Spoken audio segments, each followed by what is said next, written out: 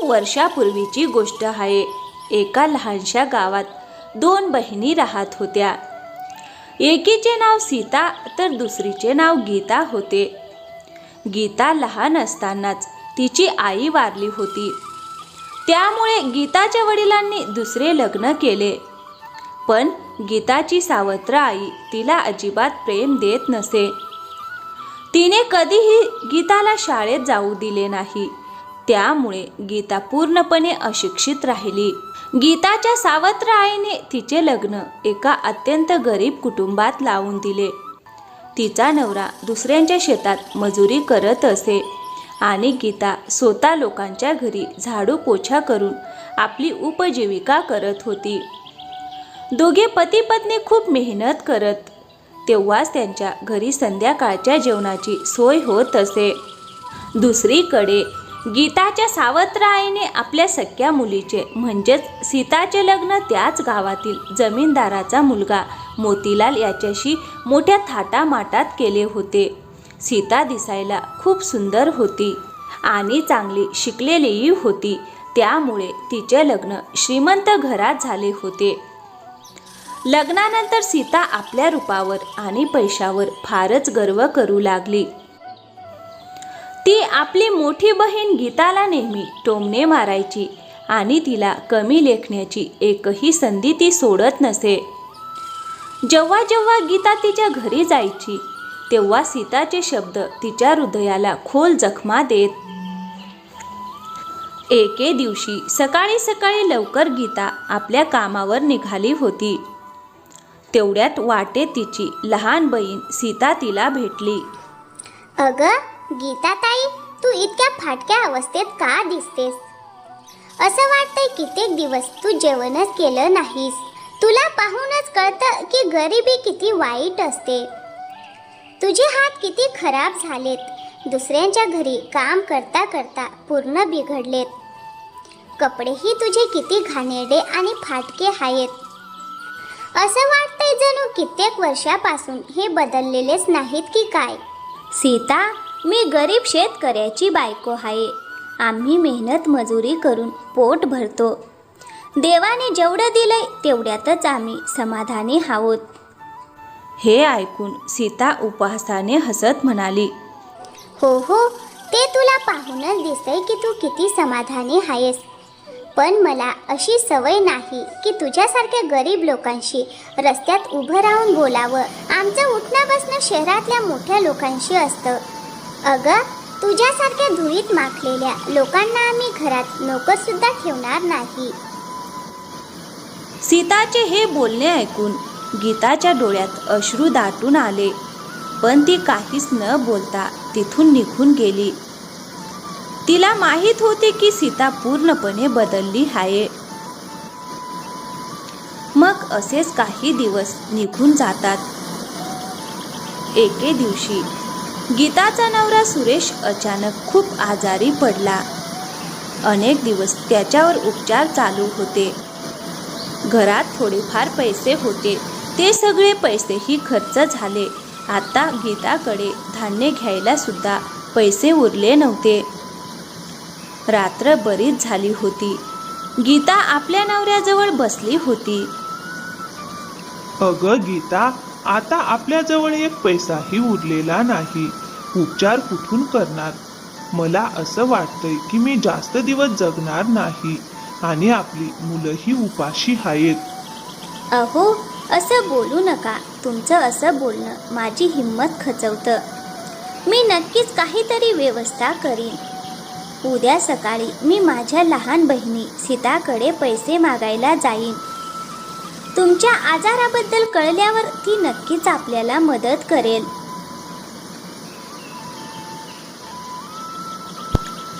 मग दुसऱ्या दिवशी सकाळी गीता सीताच्या घरी गेली. सीता दारातच उभी होती. काय झालं ताई? यावेळी कशासाठी आलीस? सीता, माझ्या नवऱ्याची तब्येत फारच खराब आहे. सगळे पैसे उपचारात संपलेत. कृपया मला थोडी आर्थिक मदत कर. अगं ताई, थोडा वेळ आधी आली असतीस तर मी पैसे दिले असते. पण आताच माझा नवरा सगळे पैसे घेऊन व्यापारासाठी निघून गेला आहे. अगं सीता, काहीतरी थोडी तरी मदत कर माझी. माझ्याजवळ 1 रुपया सुद्धा नाही.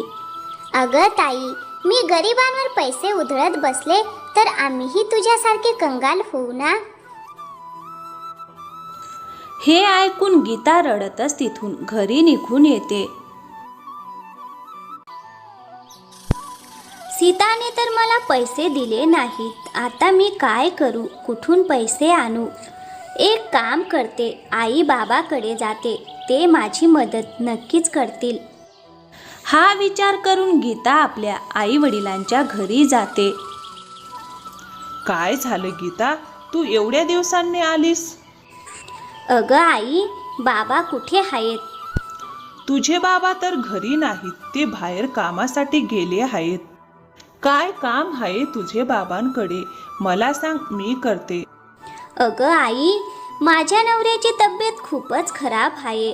मला पैशांची गरज आहे, म्हणून मी तुमच्याकडे थोडी मदत मागण्यासाठी आली आहे. अगं, तुझे बाबा आता घरी नाहीत आणि तसेही आमच्याकडे पैसे नाहीत. आम्ही तुझी मदत करू शकत नाही. आई, असं नका बोलू. माझ्या नवऱ्याची तब्येत खरंच खूप खराब आहे. ते ठीक झाले तर मी तुमचा 1 पैसा परत करेन. अगं गीता, तुला एकदा सांगितल्याने कळत नाही का? आमच्याकडे पैसे नाहीत, चल निघ इथून. हे ऐकून गीताच्या डोळ्यात पाणी येते आणि ते निराश मनाने आपल्या घरी परतते. ती आपल्या झोपडी बाहेर बसते आणि विचार करते, आता काय करू? कुठून पैसे आणू? कुठून मला मदत मिळेल? उन्हाळ्याचे दिवस होते. गावामध्ये कडक ऊन पसरलं होतं. तेवढ्यात या कडक उन्हात एक वृद्ध भिकारीण गावात आली. तिला पाहून असं वाटत होतं की खूप दिवसांनी तिला अन्न मिळाले नसल्याने खूप कमजोर दिसत होती ती. पण चेहऱ्यावर मात्र तिच्या तेज होतं. सगळ्यात आधी ती भिकारीण सीताच्या हवेलीत गेली. मुली, मला थोडं अन्न मिळेल का? मी खूप दिवसापासून उपाशी आहे. कृपया करून मला थोडी भाकरी दे. अगं ये म्हातारे, मी काय धर्मशाळा उघडली आहे का सगळ्या भिकाऱ्यांसाठी जेवण जेवायला? चल निघ इथून, इथे काहीच मिळणार नाही. आणि हो, परत इथे दिसू नको. म्हातारे आजी थोडा वेळ तिथेच उभी राहते आणि निराश मनाने तिथून ती दुसऱ्या घराकडे निघते. शेवटी ती गीताच्या झोपडी समोर आली. अगं आई, उन्हात का फिरताय तुम्ही? या इथे बसा. अगं मुली, मला खूप भूक लागली आहे. मी खूप दिवसापासून काहीच खाल्लेलं नाही. मला थोडं खायला देशील का? आई, माझ्याकडे जास्त काही नाही, पण जे आहे ते आनंदाने घ्या. गीता आपल्या घरात गेली. तिने थोडे सत्तू आणि गुळ त्या म्हाताऱ्या आईला दिला. मुली, तू माझी भूक भागवलीस. मी तुझे उपकार कसं फेडू? आई, माझा नवरा फार आजारी आहे. पैशाअभावी उपचार होत नाहीत. मी सर्वांकडे पैसे मागायला गेले, पण कोणीही माझी मदत केली नाही. आई, तुम्ही फक्त त्यांना आशीर्वाद द्या की ते लवकर बरे व्हावेत. मला आणखीन काहीही नको. हे ऐकून ती म्हातारी आई आपल्या झोळीतून एक मातीचा घडा काढते. हे घे मुली, हा घडा तुझ्यासाठी आहे. जो तू जवळ ठेव, तो तू तुझ्या जवळ ठेव. पण आई, माझ्याकडे तर आधीच खूप मातीचे घडे आहेत. मग मी या घड्याचं काय करू? मुली, हा घडा तू नक्की घे. हा साधा घडा नाही. तू हा घडा घरात घेऊन गेलीस की तुझे सर्व दुःख दूर होतील. आणि जेव्हा तू हा घडा उघडशील तेव्हा यातून जे काही बाहेर येईल ते तुझ्या कर्माचे फळ असेल. असे बोलून ती वृद्ध आई हळूहळू गावाबाहेर निघून जाते. गीता आनंदाने तो घडा घेऊन घरात जाते. घडा घरात येताच सुरेची तब्येत पूर्णपणे पूर्वीसारखी ठणठणीत होते. अगं गीता, तू कुठे गेली होतीस? मी तुझी किती वेळापासून वाट पाहतोय. बघ, मला अचानक खूप बरे वाटायला लागले आहे. थोड्या वेळापूर्वी मला पलंगावरून उठायचीही इच्छा नव्हती आणि आता बघ, मी तुझ्यासमोर उभा आहे. अहो, तुम्ही अगदी बरोबर बोलताय. तुम्हाला पाहिल्यावर असं वाटतंय की तुमची तब्येत कधी खराबच झाली नव्हती. आताच घराबाहेर एक वृद्ध आई आली होती. तिने मला हा घडा दिला आणि सांगितलं की हा घडा घरात येताच सगळे कष्ट दूर होतील आणि या घड्यातून जे काही बाहेर येईल ते तुझ्या कर्माचे फळ असेल. हो भाग्यवान, तू अगदी खरं बोलतेस. तू हा घडा घरात आणताच बघ, माझी तब्येत एकदम बरी झाली. अगं, हा जादुई घडा तर नाही ना? अहो, मलाही असंच वाटतंय. हा जादूचा घडा तर नाही ना? चला चला, लवकर उघडून पाहूया, यात आहे तरी काय. गीता कापडाने बांधलेला घडा उघडते. कापड काढताच घड्यातून सोन्याची नाणी बाहेर पडू लागतात. हे देवा, हे तर एखाद्या वरदानापेक्षा कमी नाही. अहो, बघा ना, ती वृद्ध आई देवाच्या रूपात आपल्या दारात आली होती. ती आपल्याला आपल्या कर्माचे फळ देऊन गेली आहे. आता या सोन्याच्या नाण्यातून आपण एखादा चांगला व्यवसाय सुरू करू. हो गीता, तू बरोबर बोलतेस. आता उन्हाळ्याचा काळ आहे. आपण सत्तूचे सरबत, ताक, लिंबू पाणी यांचा व्यवसाय सुरू करूया. या हंगामात आपला व्यवसाय नक्कीच चांगला चालेल. गीता खूपच समजूतदार होती. तिने ठरवले की हा पैसा ती उधळपट्टीत वापरणार नाही, तर एखादा चांगला व्यवसाय सुरू करेल, जेणेकरून भविष्यात त्यांना 2 वेळचे पोटभर अन्न मिळेल. गीताने काही सोन्याची नाणी हातात घेतली आणि आपल्या गावातील दुधाच्या व्यापाऱ्याकडे गेली. सेठजी, मला थोडा पैसा गुंतवून उत्तम दर्जाच्या दुधाचा आणि ताकाचा व्यवसाय सुरू करायचा आहे. या कामात मला तुमची मदत हवी आहे. सेठ गीताच्या बोलण्याने प्रभावित झाला आणि म्हणाला, ठीक आहे बहीण, जर तू प्रामाणिकपणे आणि मेहनतीने काम करणार असेल तर मी तुला उत्तम दर्जाचे दूध योग्य दरात देईन. गीताने आपली छोटीशी दुकान सुरू केली. पहिल्याच दिवशी सत्तूचे सरबत आणि ताकाची विक्री इतकी झाली की ती स्वतःच आश्चर्यचकित झाली. हळूहळू गीताचा व्यवसाय चांगला चालू लागला. गावातील सर्व लोक तिच्या मेहनतीची आणि प्रामाणिकपणाची प्रशंसा करू लागले. पण ही बातमी जेव्हा तिची लहान बहीण सीता हिच्यापर्यंत पोहोचली, तेव्हा ती गीताच्या प्रगतीने आतून जळू लागली. अरे, कालच ही माझ्याकडे नवऱ्याच्या उपचारासाठी पैसे मागायला आली होती आणि आज हिने नवा व्यवसाय सुरू केला. एवढा पैसा अचानक हिच्याजवळ आला कुठून? आणि सुरेशही बरा झाला आहे. मला याचा शोध घ्यायलाच हवा. असे मनात ठरवून सीता गीताच्या घराबाहेर उभी राहते आणि बाहेरूनच त्यांचे बोलणे ऐकू लागते. अहो, ऐका हो, आज आपल्या व्यवसायाच्या पहिल्याच दिवशी खूप चांगली कमाई झाली आहे. हे सगळं त्या वृद्ध आईमुळेच घडलंय. जर तिने आपल्याला तो जादूचा घडा दिला नसता तर आपलं काय झालं असतं कोण जाणे. हो गीता, तू अगदी खरं बोलतेस. त्या आईचं ऋण आपण कधीही फेडू शकणार नाही. याच घड्यामुळे मला नवीन जीवन मिळालं आहे. हे ऐकून सीता मनातच म्हणते, म्हणजे या भिकारणीकडे एवढा पैसा कुठून आला? याचं कारण हेच आहे. एखाद्या वृद्ध आईने हिला जादूचा घडा दिला आहे. ती मनातच ठरवते, ठीक आहे, मी थोडा वेळ इथेच थांबते. हे दोघं झोपले की मी तो जादूचा घडा चोरून नेईन. सीता बाहेरच उभी राहून त्यांच्या झोपण्याची वाट पाहू लागते. ते झोपल्यावर ती पटकन घरात शिरते.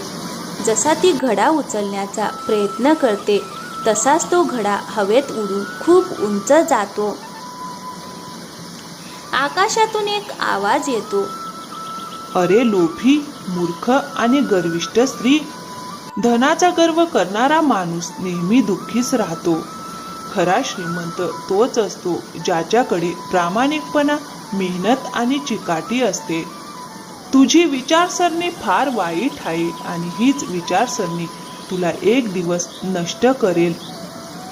हे ऐकून सीता भीतीने थरथर कापू लागते आणि तिथून ताबडतोब पळून जाते. ही गोष्ट ती कधीच कोणाला सांगत नाही.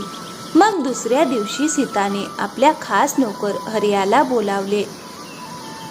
अरे हरिया, ही गीता फारच वेगाने पुढे जात आहे आणि तिचं दुकानही खूप चांगलं चालू लागलं आहे.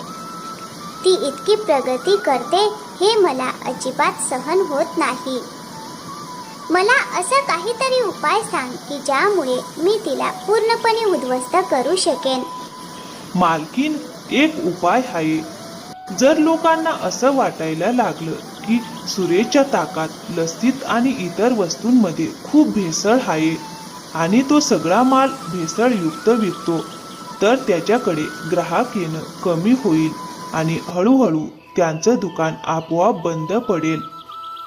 हो हरिया, तू बरोबर बोलतोस. जर तिच्या दुकानावर लोक येणं कमी झालं तर तिचं दुकान आपोआप बंद होईल.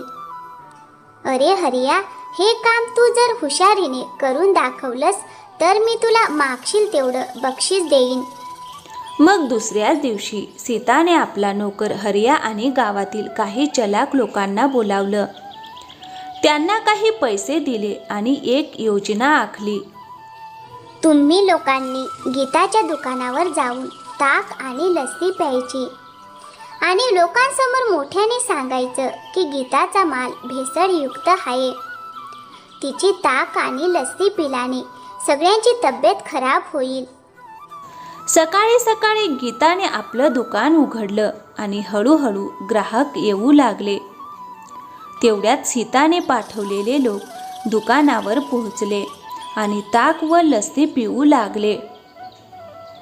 अरे हे काय, या ताकाला तर काहीतरी विचित्र चव येते.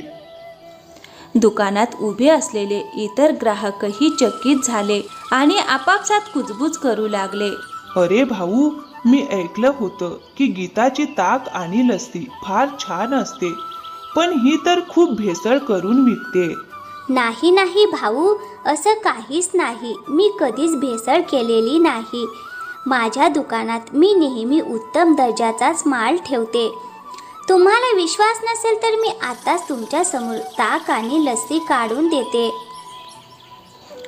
गीता लोकांसमोर स्वतःची बाजू मांडत राहिली, पण कोणीही तिचं ऐकलं नाही, कारण ते सगळे आधीपासूनच योजना करून आलेले होते.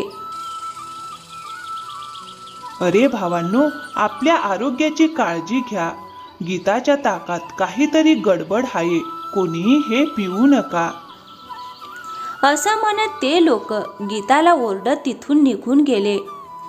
गावातील इतर लोकही गीताच्या दुकानावर येण्याचे टाळू लागले आणि हळूहळू तिच्या दुकानावर ग्राहक येणे कमी झालं.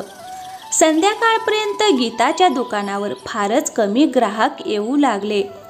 गीताला लगेच कळून चुकलं की कोणीतरी तिचं दुकान बंद पाडण्यासाठी अफवा पसरवत आहे. पण तिने आपलं दुकान फार मेहनतीने उभे केलं होतं. ती असे सहज बंद होऊ देणार नव्हती. म्हणूनच गीताने एक योजना आखली. दुसऱ्या दिवशी गीता गावोगावी घराघरात जाऊन आपली ताक आणि लस्सी देऊ लागली. तिने गावकऱ्यांना सांगितलं, पैसे न देता तुम्ही माझी ताक आणि लस्सी पिऊन बघा. त्यात जर तुम्हाला कुठलीही भेसळ किंवा दोष आढळला तर मला जरूर सांगा. गावकऱ्यांनी गीताच्या सांगण्याप्रमाणे ताक आणि लस्सी प्यायली आणि त्यांना लक्षात आलं की त्यात कुठलीही भेसळ किंवा गडबड नाही. ताक आणि लस्सी पूर्वीसारखीच खूप चविष्ट होती. आता लोकांना समजलं की गीताविरुद्ध काहीतरी कट रचला जात आहे. गावातील काही लोकांनी पाहिलं की जे लोक गीताच्या ताक आणि लस्सीला भेसळयुक्त म्हणत होते तेच लोक सीताच्या घरातून पैसे घेऊन बाहेर येत होते. ही गोष्ट पसरायला वेळ लागला नाही. तेव्हा एक गावकरी गीताला म्हणाला, गीता बहीण, आम्हाला माफ कर. आम्ही विचार न करता अफवांवर विश्वास ठेवला. पण आता आम्हाला कळून चुकले आहे की तुझं दुकान बंद पाडण्यासाठीच हा सगळा कट रचला गेला होता. गीताची मेहनत आणि प्रामाणिकपणाने गावकऱ्यांची मनं पुन्हा जिंकली होती आणि तिचं दुकान पुन्हा जोमात चालू झालं होतं. गीताची प्रगती पाहून सीताचं रक्त खवळलं. तिने पुन्हा आपल्या नोकर हरियाला बोलावून घेतलं आणि त्याच्या कानात काहीतरी कुजबुजून सांगितलं. या गीताने तर पुन्हा सगळ्यांची मनं जिंकली आहेत, पण मी सीता आहे, मी तिला सोडणार नाही. यावेळी असा घाव घालेन की ती पुन्हा कधी उभीच राहणार नाही. यावेळी तिचं नाव आणि काम दोन्ही कायमचे संपलं पाहिजे. अशी चाल खेळायची आहे की गीता पुन्हा कधीच कोणताही व्यवसाय करू शकणार नाही. हरिया घाबरत म्हणाला, मालकीन, हे काम फार धोक्याचं आहे. अरे गप्प बस, यावेळी आपल्याला कोणीच पकडणार नाही. हरिया, तुम्ही दोघे जा आणि आज रात्री गीताच्या दुकानाला आग लावा. दुकान राख झाली की तिचा सगळा व्यवसाय संपेल आणि तिचा आत्मविश्वासही मोडून पडेल. पण मालकीन, मागच्या वेळी तर आपण कसे बसे वाचलो होतो. पण यावेळी जर कोणी आपल्याला पाहिलं तर फार मोठं संकट ओढवेल. अरे मूर्ख, आपण हे काम अशा पद्धतीने करू की कुणालाही संशय येणार नाही. तुम्ही दोघेही चेहऱ्यावर कापड बांधून जा आणि आग लावल्यावर लगेच तिथून पळ काढा. आणि हो, एक गोष्ट नीट लक्षात ठेवा, कुठलाही पुरावा मागे राहू देऊ नका. रात्रीची वेळ होती. हरिया आणि रघु यांनी आपले चेहरे काळ्या कपडाने झाकले आणि चोर पावलाने गीताच्या दुकानाजवळ पोहोचले. रघुने दुकानाच्या चारही बाजूंनी मातीचं तेल शिंपडलं आणि हरियाने दुकानाला आग लावली.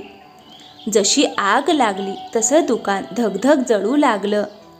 आगीच्या ज्वाळा प्रचंड वेगाने भडकू लागल्या. आगीचा प्रकाश पाहून काही गावकरी जागे झाले आणि आरडाओरड करू लागले. अरे, हे काय झालं? गीताच्या दुकानाला आग कशी लागली आहे? गावकरी धावत आले, पण तोपर्यंत फार उशीर झाला होता. हरिया आणि रघु अंधाराचा फायदा घेत पटकन तिथून पळून गेले. मग सकाळी गीता आपल्या दुकानाजवळ पोहोचली तेव्हा दुकानाच्या नावावर फक्त राखेचा ढीग उरलेला होता. आपलं दुकान अशा अवस्थेत पाहून गीता फार दुःखी झाली. हे देवा, हे काय झालं? किती आशेने मी हे दुकान उभं केलं होतं. माझ्या सगळ्या आशा या दुकानासोबत जळून खाक झाल्या. ही बातमी गावात पसरताच गावचा सरपंचही तिथे पोहोचला. अरे, हे कृत्य ज्याने केलं आहे त्याने फार मोठा गुन्हा केला आहे. आपल्याला ताबडतोब शोधून काढावं लागेल. हे कृत्य कोणाचे आहे? सरपंचाच्या आश्वासनानंतर गीताने रडणं थांबवलं आणि शांतपणे विचार करू लागली. तिला पूर्ण विश्वास होता की दुकानाला आग आपोआप लागलेली नाही, तर कुणीतरी जाणून बुजून आग लावली आहे. तिने पुरावे शोधण्याचा प्रयत्न केला. इथे तिथे पाहिलं, पण काही सापडलं नाही.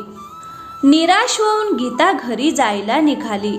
तेवढ्यात तिला झुडपांमध्ये एक गमछा आणि मातीच्या तेलाचा एक डब्बा पडलेला दिसला. तिने ते सामान उचलून सरपंचाकडे नेलं. सर्वत्र गावात एकच गोंधळ उडाला. पुरावा सापडला आहे. कुणाचा तरी गमछा आणि मातीच्या तेलाचा डब्बा मिळाला आहे. सरपंचांनी गावातील सगळ्या लोकांना चौपालावर बोलावलं आणि विचारलं, हा गमछा नेमका कुणाचा आहे? हे कोणी ओळखू शकतं का? गावकरी गमछा बारकाईने पाहू लागले. अरे, हा गमछा मला ओळखीचा वाटतो. हो, मला चांगलं आठवतंय. हा गमछा मी सीताच्या नोकराकडे पाहिला होता. हे ऐकताच गावकरी एकमेकांकडे पाहू लागले. सीता आतापर्यंत शांत उभी होती, पण हे ऐकताच ती थोडी घाबरू लागली. सरपंचांनी मातीच्या तेलाचा डब्बा उचलला.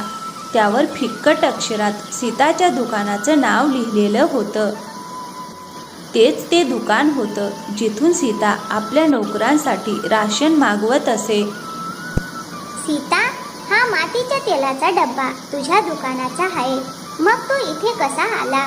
नाही, हा तेलाचा डब्बा मला काय माहिती, कुणीही माझ्या दुकानातून सामान विकत घेऊ शकतं. त्याच दरम्यान सीताच्या पतीचा व्यापार फारच मंदावला होता. तो निराश मनाने घरी परत येत होता. सीता काय कारस्थानं करत आहे याची त्याला अजिबात कल्पना नव्हती. वाटेत त्याने पाहिले की गावच्या चौपालवर मोठी गर्दी जमलेली आहे, म्हणून तोही तिथे गेला.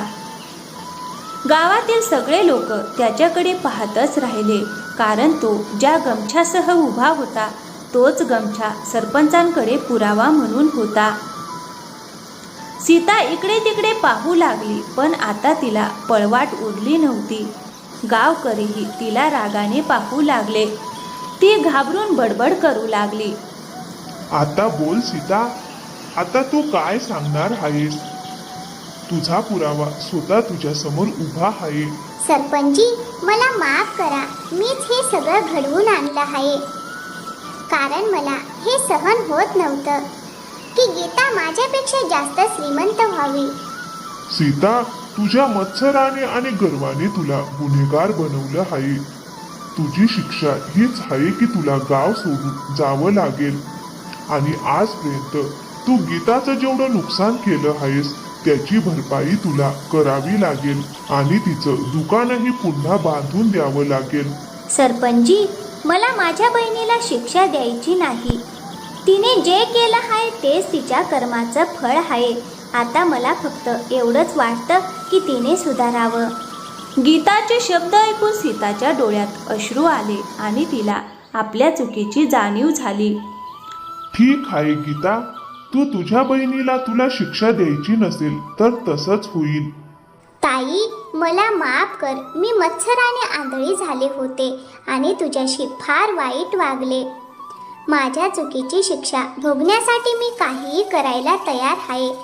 फक्त तू माझा तिरस्कार करू नकोस.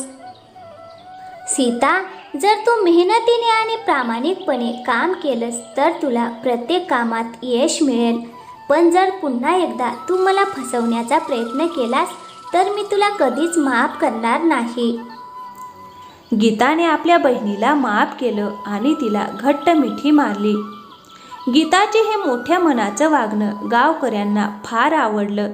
आता सीतालाही आपल्या चुकीची पूर्ण जाणीव झाली होती. या कथेतून आपल्याला हे शिकायला मिळते की मेहनत, प्रामाणिकपणा आणि संयम यांचा मार्ग कधीही वाया जात नाही. गीता गरीब होती, पण तिचे मन स्वच्छ होते. तिने कधीही कुणाचा द्वेष केला नाही.